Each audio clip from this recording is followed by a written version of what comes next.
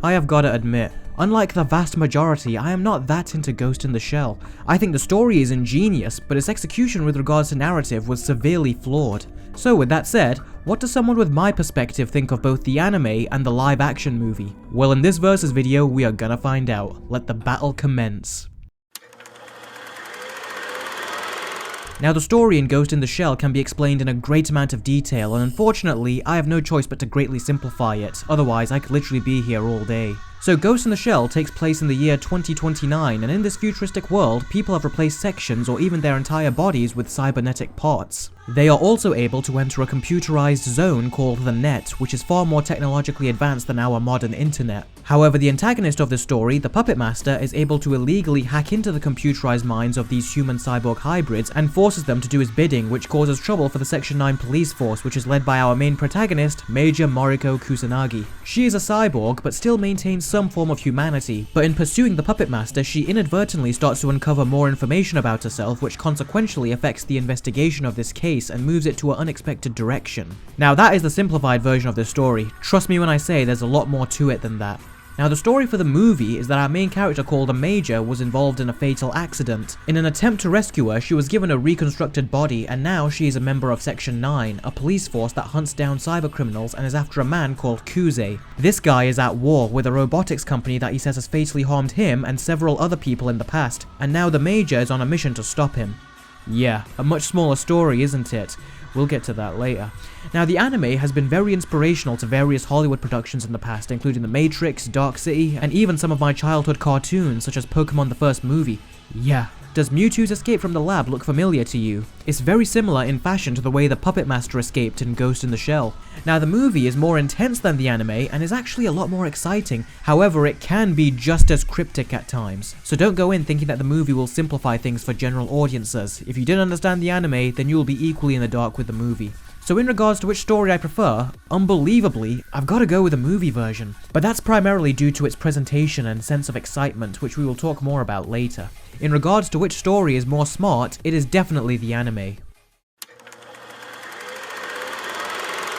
The action in the movie is great. It's beautifully stylized with its use of colors and the way it's shot. It looks so good, in fact, that it actually makes it even more of a shame that the movie was not rated R, because incorporating some visual blood into the action in a similar fashion to the anime would have made it look even better and it would have been more entertaining to watch. As is, the action in this movie, much like the tone, is great at some points and restrained in many others. And in the anime, the action looks nice, and that's it.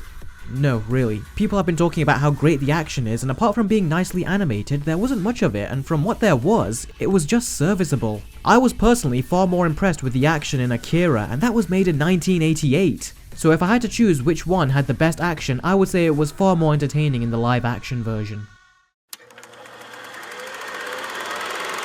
Maybe it's just me, but in the anime, I didn't really care or feel for any of the characters. The Major is struggling with her identity and is trying to find her place and all that stuff, but I just found her incredibly uninteresting. Even Bato I didn't really care for, even though I thought he was pretty badass. He is more grounded and civilized than the Major, but even he kind of went really excessively over the top at one point. In this scene, he kills a bad guy and he practically leaves him in a worse state than the facehuggers in Alien. Prior to this, everything about his character was consistent, but this just came out of nowhere and felt needlessly cruel. And these are our two main characters, and if I didn't care about them, then that isn't good. Now, to be fair, a big part of the characters in anime or in animation in general is largely down to their vocal performance. And in the 90s, anime didn't have the most natural and interesting English voiceovers as they do now. On top of that, practically 90% of the characters' dialogue consists of blatant exposition and it lacks any humanity. As a result, the character moments come off as dull and incredibly descriptive.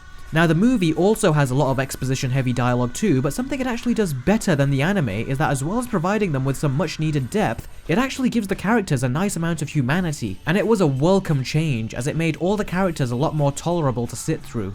And one of the things that greatly benefits from this is the friendship between the Major and Bato. Their character interactions start off a little dull, but they do loosen up pretty quickly as the movie goes on, and that makes them a more engaging team to watch when compared to their anime counterparts. So yeah, I am not particularly fond of the characters in either versions. Maybe they were more engaging when the anime came out in 1995, but as a common moviegoer who just came across these films, I was not impressed. That being said, the edge goes to the live action film.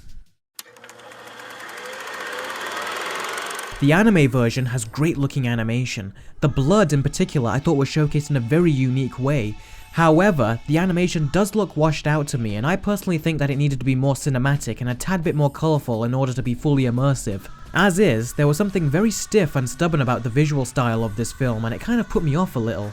Now additionally, there is a lot of visual character and story moments that are meant to be interpreted in a specific way, and I personally could not connect with the visual storytelling, which is odd because usually I do understand this form of story progression in other animes, but I couldn't quite catch on with this one. Now I have been told that in order to fully understand these movies you need to watch them multiple times, but I ain't doing that. I sat through both of these movies once and I don't want to do it again. Now with the live action movie, it was a lot easier for me to understand, and I actually thought that aside from looking a lot better, it was able to visually tell its story a lot more clearly. To me at least. So out of the two, I was more impressed with the visual style and visual storytelling from the live action movie.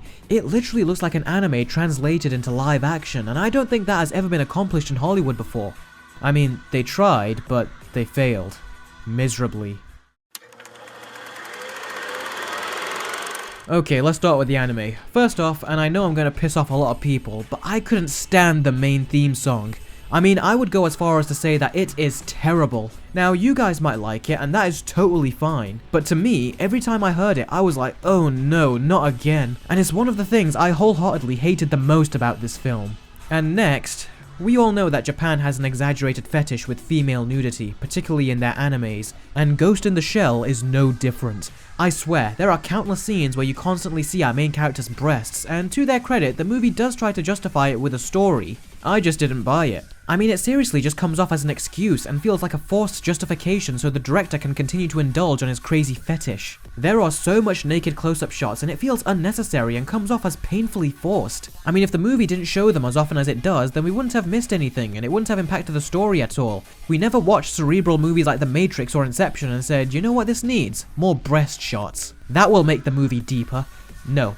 And another problem is, as I mentioned earlier, the dialogue in this movie is practically 90% exposition. In this scene, for example, these two are talking and the conversation starts off perfectly fine, but then it just turns into a dish of exposition and it comes off as painfully patronizing. And as for the live action movie, the first problem is that it is very unoriginal. A lot of scenes feel like they have been done in a very similar execution to various other films. Some examples are Blade Runner, RoboCop, and even Harry Potter and the Deathly Hallows Part 2, believe it or not. On top of that, there were countless scenes that could have easily been cut out, as it's obvious that they failed to deliver on the emotional impact that they wanted to. There was also a scene where someone pointlessly and sporadically commits suicide by hanging himself, and that actually annoyed me and got me a little angry with regards to how contrived and nonsensical it was. Also, the live action movie tries to remain faithful with its dialogue to the original, and if you liked the exposition heavy dialogue in the anime, then you will be happy to find that there is plenty of it here. But if, like me, you didn't like it, then you'll almost definitely dislike it here too. Although, as I said, the characters do have more humanity and that makes the dialogue feel more organic and less stiff.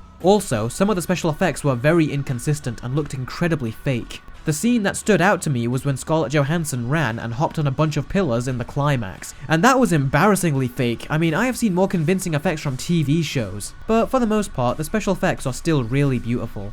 And the final big problem with the movie and the anime is the pacing. Both of these movies feel very slow and they drag so much that it actually felt like a chore for me to constantly pay attention to what was going on, and I had to stop myself from dozing off at some points. And that is the main reason why both of these movies don't really work for me. But with all that said, the question remains, if I had to choose, which of these is the superior movie?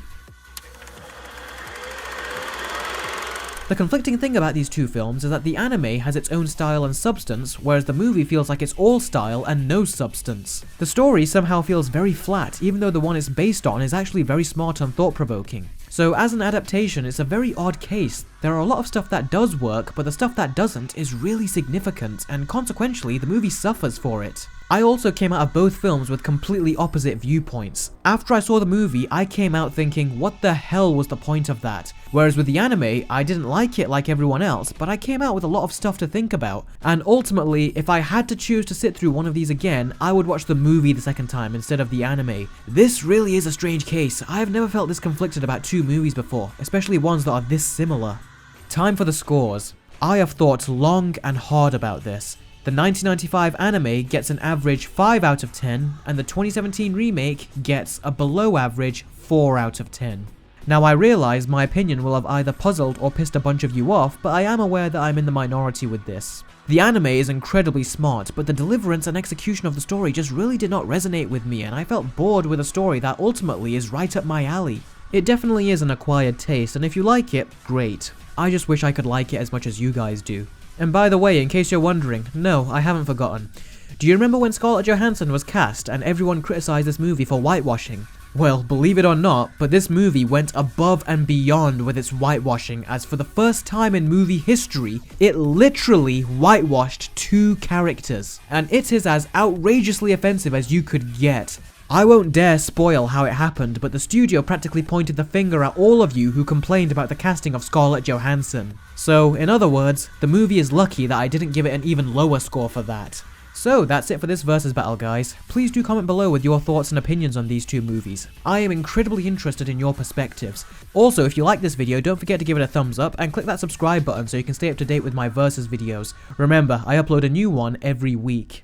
Thank you so much for watching, guys, and I'll catch all of you next time. Take care.